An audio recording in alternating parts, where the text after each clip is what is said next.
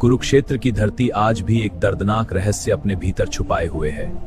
एक ऐसा रहस्य जिसमें एक 16 साल का योद्धा अकेले पूरी सेना से लड़ गया। एक ऐसा वीर जो जानता था कि शायद वह वापस नहीं लौटेगा, फिर भी वह युद्ध भूमि में उतर गया।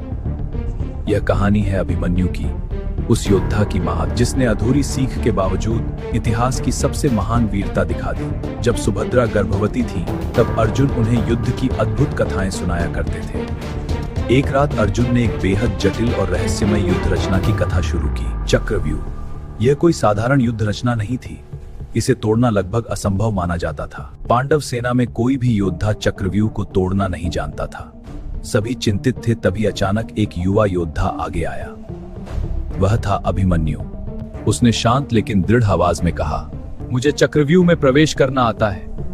अगर आप सब मेरे पीछे आए तो हम इसे तोड़ सकते हैं। पांडव सेना को उम्मीद की एक किरण मिल गई, लेकिन युद्ध की गति इतनी तेज थी कि जब अभिमन्यु चक्रव्यूह में घुसे तो बाकी योद्धा उनके पीछे अंदर नहीं जा पाए, और देखते ही देखते अभिमन्यु अकेले ही चक्रव्यूह के भीतर पहुंच गए। उन्होंने दुर्योधन के पुत्र लक्ष्मण को भी युद्ध में मार गिराया। अब कौरव सेना भयभीत हो गई। एक 16 साल का योद्धा पूरी सेना पर भारी पड़ रहा था।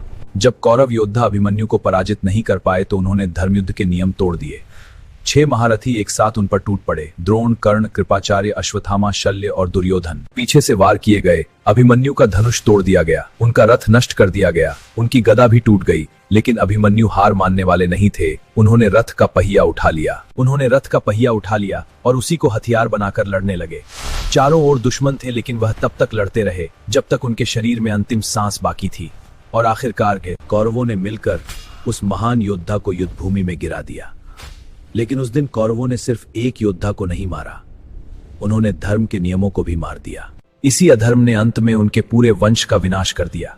आज भी अभिमन्यु जीवित है। हर वह युवा जो अकेले संघर्ष करता है, हर वह बेटा जो जिम्मेदारियों का बोझ उठाता है। कुरुक्षेत्र की हवा आज भी कहती है, अभिमन्यु मरे नहीं, वो हर उस दिल में जीवित हैं जो अन्याय के सामने झुकता नहीं।